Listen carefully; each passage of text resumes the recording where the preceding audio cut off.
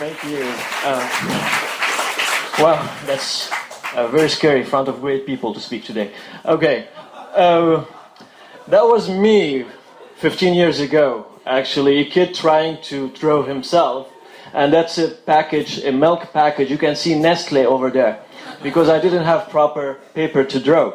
But I like drawing, and this is my passion. And I don't care how I draw, it's just drawing. That's me when I get into university, in Damascus University. That's also another type of portrait, which a different personality, me growing up. But I keep doing that, and it was like tracking my personality, tracking me, how I doing. And this is me in Japan, wearing glasses and seeing the world with different lenses. Looking at my country in a really different way and meeting new people and learning new stuff. That was really great to be here and knowing a lot of people. Now I want to talk a little bit about Syria and my family. Those are my parents, actually. Very simple people, not educated. My father was a former communist. My mother, like, nothing, but she's the woman, actually, the one, like, taught me everything. I draw them in this way because, I don't know, I like them in this way. This is my mom now. The way she is, I like to just draw her like what she is. She didn't like this picture because I didn't draw her eyes. But this is her personality, the great woman, the great mother. That's, I can see her. Now, being in Kyoto, you have really a lot of time to draw. For me, it was my passion and weekends, just go to coffee shop and just sit down on a cup of coffee and just draw something, you know, what I'm thinking. That's one of my favorite coffee shops in Kyoto. And that's a scene, looking at the people, happy, some people are arguing, whatever.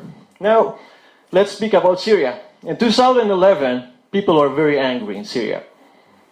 I don't know why, but people are asking for some democracy, some freedom, but people are really angry, and that's the main reason of the war.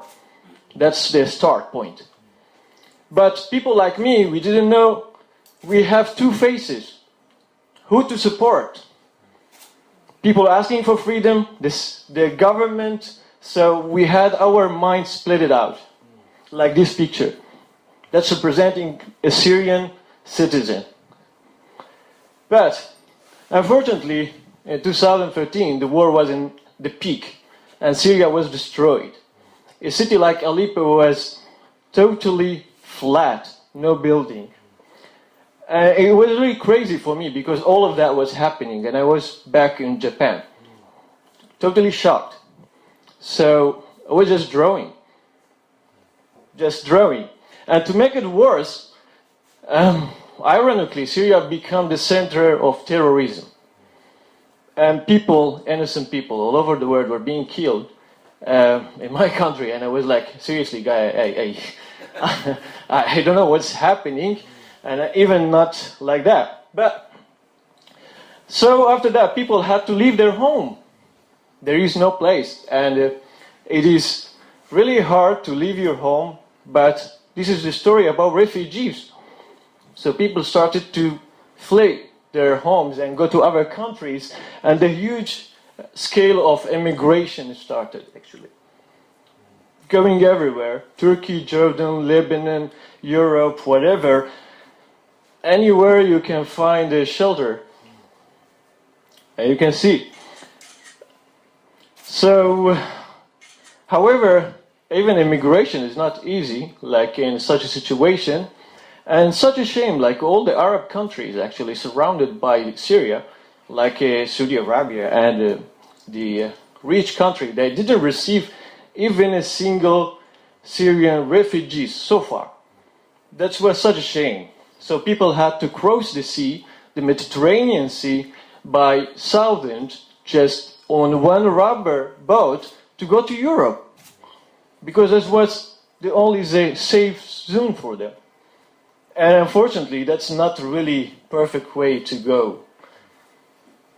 And maybe you heard about a lot of story. People are drowning in the sea. And the shocking news was about the kid who was drowned in the sea and he was found on the Turkish shore. That was shocking all over. I was in Europe. People was crazy about that. And that was really shocked me a lot.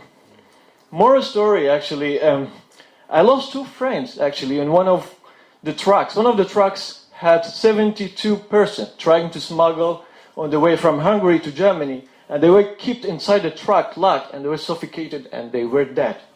2 personal students, they were scholars, and they were really good minds. So, yeah.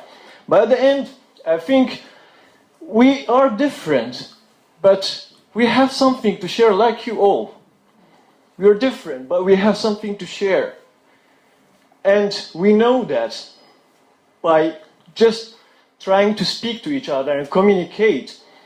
And I think also the concept of love or the empathy is not based on a race or a color or a gender or religion. We all share this kind of amazing feeling.